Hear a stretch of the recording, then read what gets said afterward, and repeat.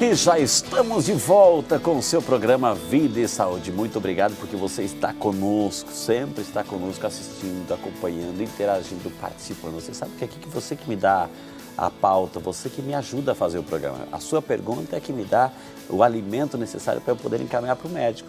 E hoje estamos falando aqui sobre dislexia, recebendo o Dr. Ricardo Franco de Lima. Ele é neuropsicólogo. Eu quero chamar de Dr. Ricardo, pronto, né? E ele está fazendo doutorado, então por aí vai. E a sua chance de perguntar sobre dislexia, né?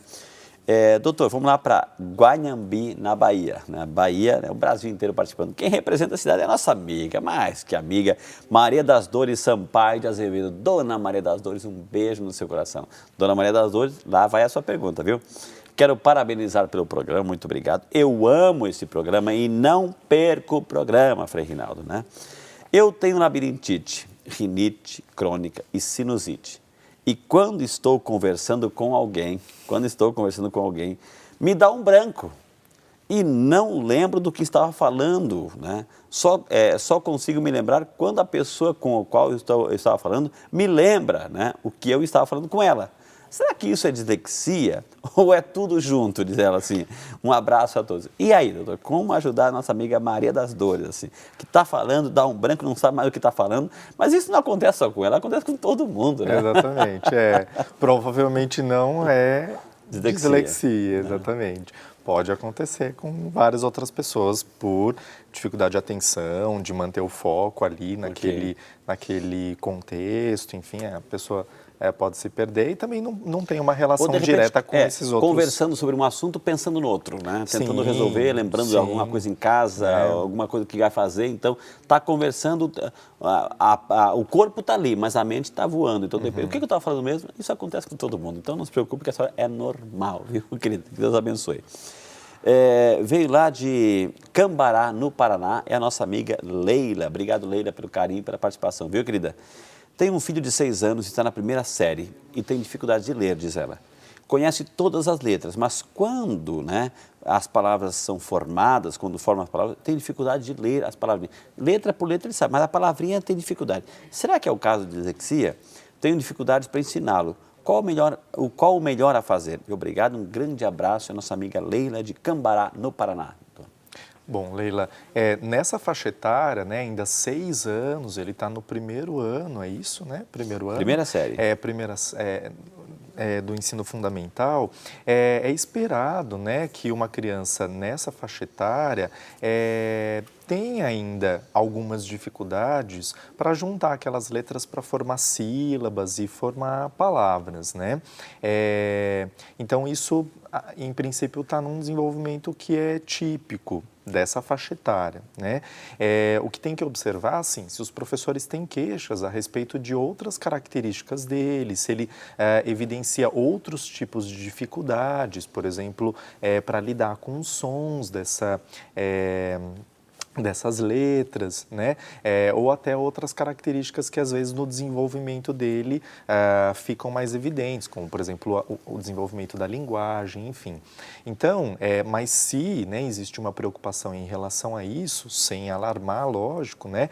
É importante muitas vezes procurar aí um profissional para acompanhar o desenvolvimento dele, né? Mas realmente, acho que eu comentei aqui em outro momento, o diagnóstico a gente não consegue fechar com essa faixa etária, porque ainda a criança está sendo submetida ao processo de alfabetização. A gente não sabe se ela vai apresentar uma dificuldade na leitura e na escrita, né? Precisa ter começar a apresentar uma discrepância entre o nível, né, a faixa etária dela e o nível que ela apresenta de desempenho na leitura e na escrita. Quando a gente começa a apresentar um desempenho discrepante entre esses aspectos, aí começa a ficar um pouco mais preocupante. Quer dizer, o que ele deveria manifestar naquela faixa etária, com 8, 9 anos, ele não manifesta, ele apresenta características de faixas etárias anteriores em relação à leitura e à escrita. Ok.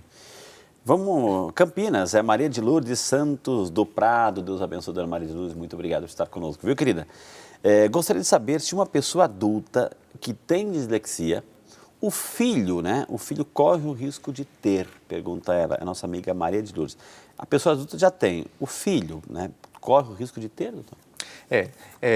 Isso, a resposta é sim, né? Porque a gente observa nos indivíduos com dislexia um antecedente familiar positivo, né? Então, quando a gente vai fazer o inquérito, né, com a criança, aliás, no processo de avaliação, e a gente vai fazer um inquérito a respeito desse antecedente na família, é muito comum os pais falarem, eu tive dificuldade, né? Ou principalmente por parte de pai, teve dificuldade não só em relação à linguagem, mas também à leitura e à escrita. Às vezes até tem um transtorno, mas que não foi diagnosticado. Nesse caso, né, se já tem alguém na família e aí os filhos, é importante da gente observar, porque é um fator de risco. Sim. Mas é importante a gente fazer uma ressalva a respeito disso, né? Fator de risco não é fator que obrigatoriamente leva a um transtorno. Então, não é só o fato de alguém na família ter que o filho vai ter, mas é um fator de risco, aumenta a probabilidade de, tá? Então, a resposta é sim. Vamos voltar para o Paraná, agora a cidade de Jacarezinho, quem representa a nossa amiga Érica Poccetti. Deus abençoe, Érica, muito obrigado por estar conosco no Vida e Saúde. Olá, Frei, o programa está maravilhoso, diz ela. A minha filha tem 7 anos e tem muita dificuldade na leitura, diz ela, pois sempre troca as letras. Eu, quando tinha a idade dela, também tinha a mesma coisa, fazia o mesmo. Tenho muita dificuldade agora de ensiná-la. Na turma da sala dela, todos já leem bem, menos ela. Como ajudá-la? E acompanhando esta pergunta da nossa amiga Érica, a Silvia Tadei de Matãos, um beijo, Silvia, Deus te abençoe. Queria saber se existe grau de maior dificuldade de dislexia e se existe escola, né, ou curso para o professor trabalhar com crianças que têm dislexia, doutor. A Silvia e a Érica. Bom, na primeira questão, né, que ela observa que a filha tem, né, dificuldades aí com 7 anos de idade, então é importante realmente acompanhar esse desenvolvimento, né, e verificar até que ponto que essas dificuldades realmente estão causando um impacto no desenvolvimento escolar, pedagógico dela, né. E aí eu recomendaria, até pelo fato né, da própria Érica referir que ela também teve dificuldades, né? E aí, consequentemente, tem dificuldade hoje para ensiná-la. Então, é importante, muitas vezes, e até nesse caso, procurar uma avaliação e uma orientação mais especializada, né? Eu recomendaria. Agora, na segunda questão, fala a respeito de graus de dificuldade, né, da dificuldade. Nós não classificamos, né, não existe uma classificação de graus de dislexia, né, pelos manuais diagnósticos médicos, isso não está indicado, mas clinicamente a gente observa sim, né. Vou dar um exemplo, então a gente pode, por exemplo, pegar um indivíduo, né, uma criança com 8 anos de idade e que tem um nível de leitura de uma criança de 7, por exemplo, né, ou de 6. Quer dizer, existe uma discrepância aí, mas ela é menor, ou ela até consegue decodificar as letras, né, fazer pequenas leituras, mas tem uma dificuldade de compreensão importante. Mas é diferente, por exemplo, de uma criança um jovem, né, de 14, 17 anos, que apresenta um nível de leitura e de escrita lá de uma criança de 8, 7 anos de idade, e que, por mais que consiga, muitas vezes, fazer a leitura, tem um déficit de compreensão, uma dificuldade de compreensão muito grande. Então, percebem, né? Então, são características diferentes desses dois indivíduos, né? Então, a gente poderia, talvez, classificar o primeiro, né, com um transtorno mais leve e o segundo como algo mais grave. Então, a gente tem que observar os graus de manifestação dessas dificuldades, né, clinicamente. Agora, se tem alguma escola, né, de formação de professor, deveria, né, na verdade, os professores já deveriam receber algum tipo de orientação na sua formação, né, no seu curso de formação, para entender não só da dislexia, mas outras dificuldades de aprendizagem, né. Muitas vezes isso, na maior parte das vezes isso não acontece, e aí os professores necessitam realmente de uma formação continuada, né, para uma formação mais específica. Doutor, eu vou interromper o senhor, porque tem a Regina Helena, que é de Jundiaí, São Paulo. Obrigado, Regina Helena. Um beijo no seu coração. Ela falou assim, cheguei agora, estou adorando o tema que estão abordando. Parabéns. Sou professora, né? Parabéns, a Regina, professora, a todos os professores, viu, Regina? Representados hoje por você, viu? Da rede municipal. E confesso que é muito difícil detectar quando um aluno possui o problema.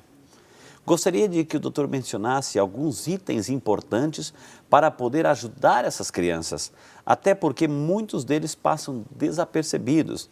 O que é realmente importante observar na leitura e na escrita? Pergunta a professora Regina Helena.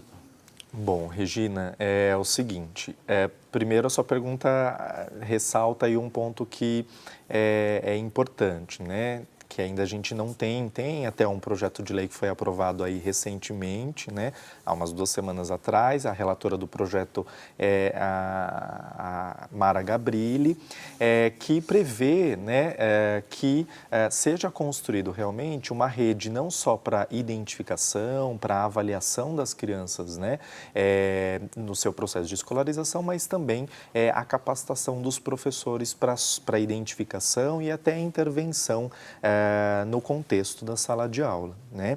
Então, o professor, ele realmente precisa dessas informações, né? E ter isso muito bem esclarecido para ele conseguir ter um olhar mais sensível em sala de aula para perceber quando a criança tem a dificuldade. Então, algumas coisas que precisam ser observadas, em primeiro lugar, é a leitura e a escrita, né? A criança com o transtorno de aprendizagem, a dislexia, vai apresentar uma dificuldade significativa, não só para o aprendizado, né, das letras, mas na hora de juntar essas letras para formar sílaba e para formar palavras e depois na construção de frases e compreensão de textos, né?